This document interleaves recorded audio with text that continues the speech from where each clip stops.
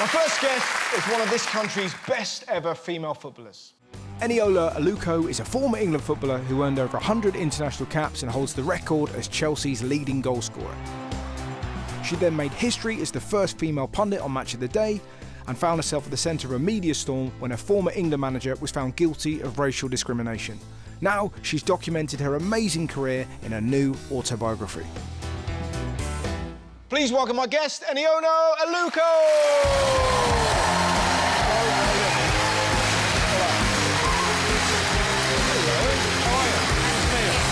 Take your seat. Thanks very much for coming on the show. These are the coolest chairs in TV. Well, I would say that is one of the coolest suits I've ever seen. I'm trying. I wouldn't be able to carry that off. Really? I think you... Do you think? No, I'd look like a... You nearly went, oh, I think no, you're right. Gotta be honest. No, but you look great in it. Thanks you. for coming on the show. You've only just retired, haven't you? Yeah, literally, like, last month, yeah. And how, what's it like being a civvy? Does it feel weird? It's nice being a civvy. Yeah. I mean, I guess that, you know, your whole life as a professional footballer, well, certainly, you know, for me, professional football for the last 10 years, it's very organised, it's very structured. You don't get to go out like normal people on a weekend and get pissed. What was the first meal that you ate when you weren't a professional footballer? Well, this is the thing. So, one of the things I promised myself was, don't let yourself go. Like, stay fit, you know, because I've seen some of these ex-professional footballers, and... I think we know that we're all talking... Yeah, like... We're talking about Sir Neil Ruddock, yeah. No, he's I wasn't actually thinking him. Yeah. I was thinking, like, Maradona, you know, like, these... Like, it's not pleasant. So, you know, I'm just like, OK, you know, carry on with your training regime, eat well, because it makes you feel, you know, it makes you feel good. So you didn't have one bit of filth? I've had a McDonald's recently. But that was it? That was it, and I felt, like, awful afterwards. Right. And that was only because, like, it was, like, really late. It was, like, 2 o'clock in the morning and I was really hungry. Yeah.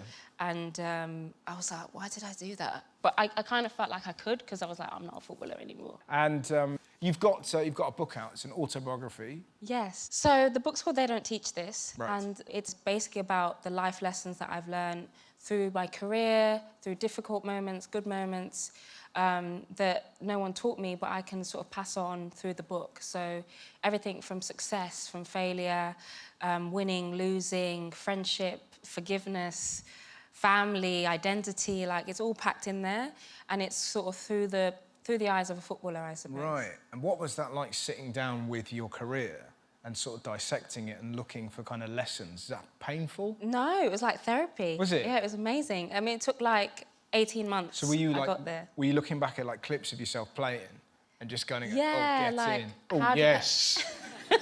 Is that what you do? Because that's what I do. I've played one football game that was on TV and I've watched it a lot. Really? Which one? I was lucky enough, I played in the Grenfell game at QPR. Okay, nice. And I put a cross in where I beat I think he's the guitarist from Muse, and I bent a cross in, and I've watched it so many times. Like, my wife will come home and That's go, really? fine. We're watching this cross? But I was curious, like, if you've actually represented your country over 100 times and scored goals, yeah. have your family ever caught you just sat there popcorn going, you get it? All right, Mum? Yeah, I have. Yeah. Times, yeah. No, usually, actually, it's when, like, as a striker, if you're going through a, like, dry spell, it's actually really, like, for me anyway, I always used to watch myself score just to remind myself I could do it. Right. Because it's like, it's quite psychologically quite difficult. Yes. You know, when you're going through a dry patch of scoring and you just, nothing can go in for you.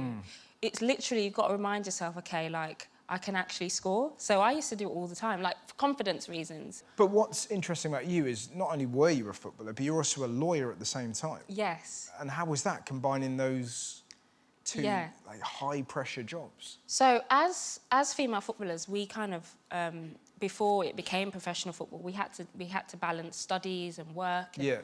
And for me, I went to university, I studied law, and I just kind of wanted to finish the journey of studying as a lawyer. And so I trained as a lawyer in sport and entertainment. And that was really fun. Like, I got to, like, represent celebrities and... Oh, really? Who did you represent? So one of my first cases was, well, he's in your field. It was Frankie Boyle. Oh, really? Boyle. Yeah, it was a big case. He was suing, I think it was the News of the World, Right, yeah. for calling him a racist.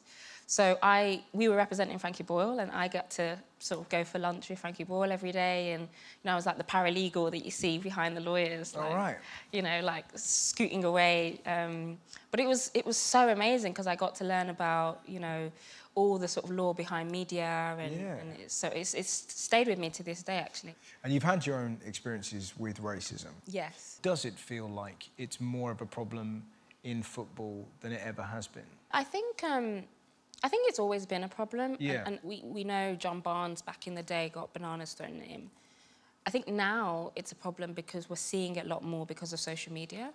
So we're more aware of it every single week rather than it being one event a season. And that's a shame, that it's happening so often. And, it's almost par for the course now on social media, racism as a footballer. It's like, well, it's almost what you expect. And that shouldn't really be the case. But I think ultimately it is sort of a byproduct of society. Racism's in society. I think for football, we have a responsibility to make sure that the punishments are really strong. Yeah. And I think that's where there's a bit of a problem. And so what do you think is the answer?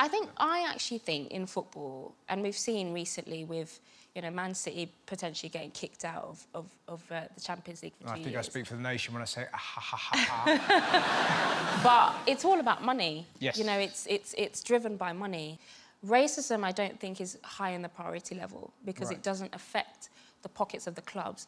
I think the minute you say to a club, okay, if racism happens at your game, you'll be deducted 3 points. Or if racism happens, the team that the fan who is racist on has to get off the pitch, then I think we'll start seeing some serious change. Because they can do it. They've done it in, they've done it in other areas. They've done it in financial fair play. They've done it in corruption, anti-doping. Racism just doesn't seem important enough, I think. Yeah. And do you think having sort of elected officials like, someone like Trump or Boris, given some of the rhetoric that they've used, do you think that feeds into wider society? Yeah, of course. I think what's happened is that people feel like they have a license to be, to be racist and to be bigots, and it's almost given people more of a confidence around their ignorance. And if the top leaders are doing it, then it gives people the right almost. But I think we all should take responsibility for ourselves. I've seen a lot of people say a lot of things, and I don't take that on as my own opinion. Here's a question I want to ask. In women's football, do you have the sort of male equivalent of wags? Do you know what I mean? They're kind of like blokes sort of hanging out watching blokes you. and geezers. Kind of, yeah. I mean, but the difference, I think, is that in women's football, whether it's boyfriends, girlfriends, partners, when you go, they become sort of part of the social group. Right.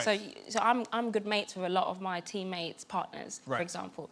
Whereas I think in men's football, the wags are a bit competitive. Like, Yeah. it's a bit like, no, I look better than you, and maybe there's a bit of, like, rivalry there. I mean, Yeah. we saw what happened with Colleen and Rebecca Vardy. And Wagatha Christie. that was like, yeah. So I do think maybe that's the difference. But, yeah, there's definitely, like... Because I was thinking about this, like, kind of female footballer would kind of be the perfect kind of woman, because if you got married, this isn't me cracking on to you, by the way, but I was thinking, how much fun? Like, have you ever been with a boyfriend and just had a kick around in the garden? No, actually, that's my worst nightmare. Is it? Yeah. That's like brilliant. Not my worst nightmare, but whenever I've dated, I prefer to, like, date someone that's not that into football. Really? Because it's just like, I've been on dates before, and it's like, it becomes an interview. Yeah. It's like, I see. when you played in the World Cup, but how did it feel? And I'm not on about that. I'm sort of saying, like, let's go do some keepy-ups. no. No? That's weird. Yeah, but it'd be fun, though, wouldn't it? No. Would it not? That would totally put me off. You wouldn't want to go down the park and just sort of ping some 40-yard passes to each other? Maybe. No? Oh, no. I can't quite see that. I think that'd be fun. That doesn't really float my boat, OK. sorry. The other question, this is very weird. So you played for Chelsea. Yeah. And I was curious, are there chants in women's football? Because yeah, there are, but it's like nice ones. right. Like women's football's quite nice. Yes. And actually, I think the trick into sort of making it more of a atmospheric event Yes. is to have a bit more drums and a bit more rivalry. Yeah. Without the sort of horrible side that you get in men's football. Yeah. Because I think you need that. I think in football you do need a bit of like, you know, you need a bit of grit, but without it being sinister. You're the sporting director at Aston Villa? Yes, yeah. And that's one of your aims, isn't it? To try and create more of a... Is it more of a culture? Yeah, I within think football? it's more of an entertainment package around football. I think we're seeing now, like, our attention spans have just diminished. Yes. So, like, to keep us there, to keep us engaged and to keep us coming back every week, I think we have to build entertainment around the football, and I think that's what America do really well. Yeah. So I think that's a challenge and a positive challenge that we have, to try and get people coming to women's games a bit more. You really wouldn't go for a kick around? Do you really want to? I would love that. Okay, maybe. One day, maybe. Okay. What are we going to do if one of us scores? We should have a celebration. What should we do? Sharp shuffle, do you know that? No, show me. Oh, no. I cannot do that, I'm sorry. How about... Know that? That's one. But you know all these handshakes they do? Like, Yep. you know, all this, like... No, you've got to start... OK, here. Yep. Right. Yep. Yep. And spud me. Spud up. you. What? Oh, what? That could work. That. Is that called spudding? Yeah, like... I didn't know that. I'm from Birmingham, so I... Is that from Brum? I think so. Spud me? I'm not sure. You don't see that in the Peaky Blinders, do you? Fucking spud me, mate. That was absolutely fantastic. Ladies and gentlemen, please give it to my guest, the wonderful Eniola Aluko! It's great. Thank you very much.